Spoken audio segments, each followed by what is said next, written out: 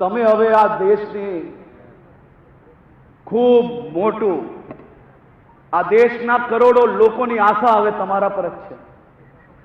અમે બધા જ પેટ્રોલ ડીઝલ જે નહીં વાપરવાનું હોય નહીં વાપરીએ, પરંતુ તમારી સુરક્ષા એ અહીં બેઠેલા એક એક લોકોની માંગણી છે। ભાઈ તમે જ મને કહો બધા, આપણા મોદી સાહેબે સુરક્ષાની કવચ ઓછું કરવા લેવાય? આપણે કોની જરૂર છે દેશમાં? આપણે બધા જ લોકો પેટ્રોલ ડીઝલ બચાવશો?